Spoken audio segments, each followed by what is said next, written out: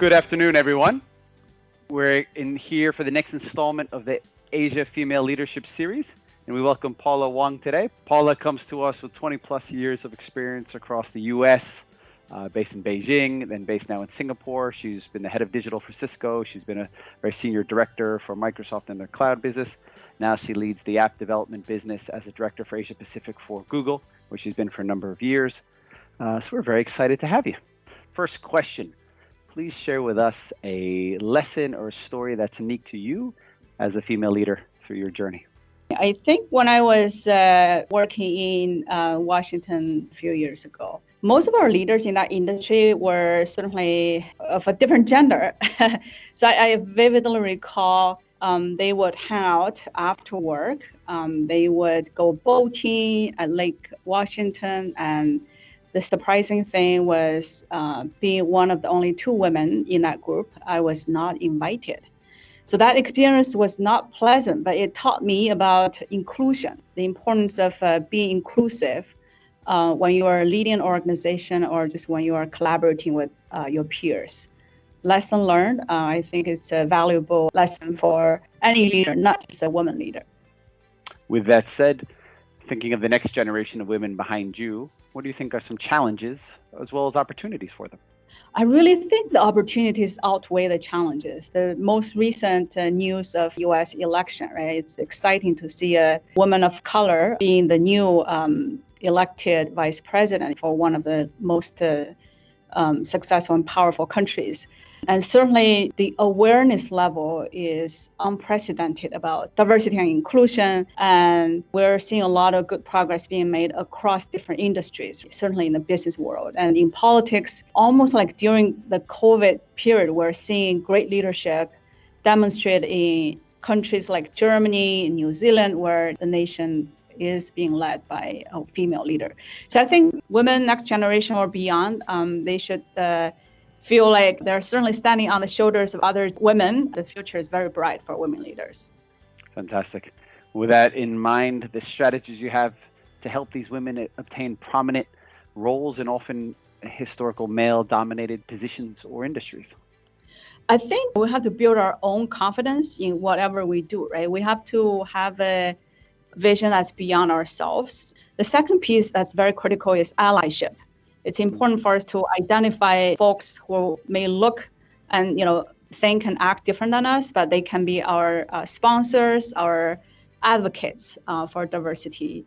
And did you imagine yourself as a leader, or have you stumbled into this along your journey? I think growing up, I have always wanted to be better and to be more respected. So I think it's kind of a combination of both. There is the intentional piece of wanting to be somebody who's doing something significant. And there's also certainly a factor of luck, as we all know in life. Luck plays an important role sometimes.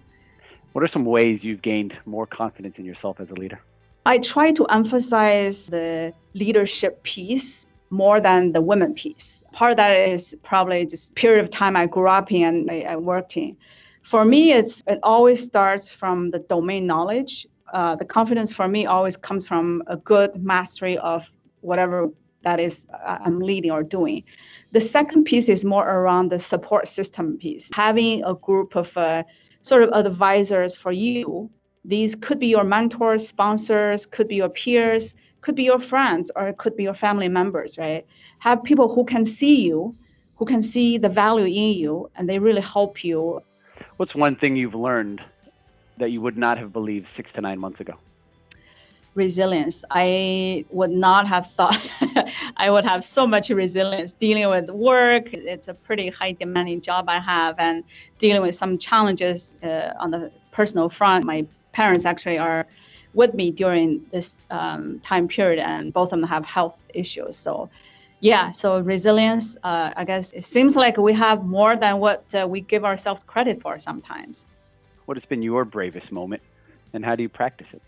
Yeah, I think for me, bravery is manifested when you truly believe in something that's bigger, and then you are not compromising what you believe in just because somebody who is more powerful has a different opinion. I have certainly had occasions or times when I would stand up for what I believe in front of much more senior people.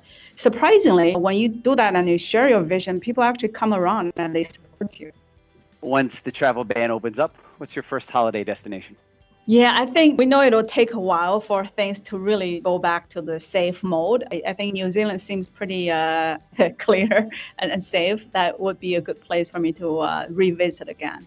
It's your first experience of rejection. How'd you deal with it? Yeah, I think there are many experiences of rejection. The first one was it's not related to work. Many years ago, I applied for my grad studies in the US, and I was rejected by the US consulate in Shanghai, China. That was very hard because prior to that, I was doing pretty well with my young life. So what I learned was there are always things that can control. There are more things you cannot control. So you just have to learn how to balance your perspective when you are in that type of situation. Rejection makes us stronger, and I'm very grateful that not long after that I was able to go to the US and get my MBA. You have done well, and now you are running a multi-billion-dollar business. Please tell us what are some of the pressures you have from that, and what keeps you going? So the business I'm in is high growth. It's also very dynamic. It changes all the time because it has to do with the future of user privacy. There's a lot of certainly interactions with the public sector as well. We are in the developer space. The pressure oftentimes comes from the unknown. So how do you look ahead and see what's around the corner? And also sometimes it's also the unexpected. There might be surprise moments in the space. It could come from a multitude of places. So how do you stay adaptable and stay flexible and be able to adapt to the new business environment? Thankfully, we are a relatively young business, but we're very agile. So far, quite frankly, in the past 4 to 5 years, we've been consistently growing. Yeah.